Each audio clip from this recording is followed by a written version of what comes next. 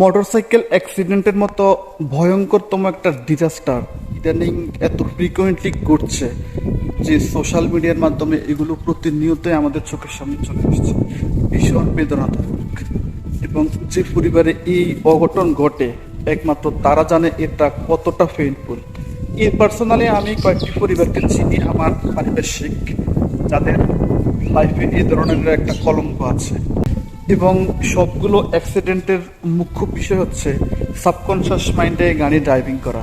কিন্তু কেন রে ভাই, খুব তাড়াহুড়ো করে ঘরে যাওয়ার থেকে কি কবরে যাওয়াটা খুবই জরুরি? মোটেও জরুরি না। কিন্তু এই মুহূর্তে আমার রাশেদকে ভীষণ মনে পড়ছে। রাশেদ হচ্ছে আমার লেখালেখি সেক্টরের একজন অসাধারণ অ্যাপ্রিসিয়েটর।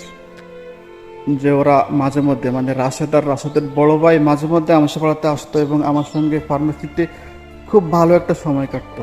এবং একটা সময় আমি নোটিস করলাম যে ওরা দুবাইয়ের অনুপস্থিতি, ওরা আমিষ পড়াতে আসছে না, হয়তো আসে আমার সঙ্গে দেখা হয় না, যাই হোক একটা কিছু আমি ফিগার আউট করে নিলাম। এটা আমি 2014-15 সাল অথবা তারও পরের মানে গল্প বলছি আর কি। তো হঠাৎ করে আমি লক্ষ্য করলাম ওরা আসে না এবং ওদের সঙ্গে যে আমি যোগাযোগ করব সে ধরনের কোনো অপরচুনিটি বা কোনো অপশন আমার ছিল না। কিন্তু মাঝে মধ্যে আমি ওদেরকে স্মরণ করতাম। তো আমি যখন সৌদি আরব গেলাম 2024 সালে, তখন ওখানে অপ্রত্যাশিতভাবে রাশেদের বড় ভাইয়ের সঙ্গে আমার দেখা, এবং আমি সেদিনই জেনেছি যে রাশেদ করোনা মহামারীর সময় মোটরসাইকেল অ্যাক্সিডেন্ট করে সরাসরি বিয়োগের তালিকায় চলে গেল।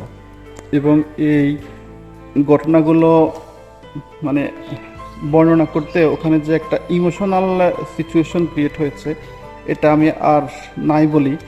কিন্তু আমার কথা হচ্ছে, এত তাড়াহুড়ো করে আমাদের ঘরে ফেরা কেন ভাই? দিন শেষে লাভটা হয় কি? তোমরা যে সরাসরি আকাশের ঠিকানায় চলে যাও, লাভটা হয় না। ক্ষতিটা হয় একমাত্র তোমার পরিবারের। এবং কি পরিমাণ যে একটা সারা জীবন যে এই একটা গ্লানি আমাদের মানে তোমাদের পরিবারকে টেনে দিতে হয়, এটা তোমরা নিশ্চয়ই মানে আকাশে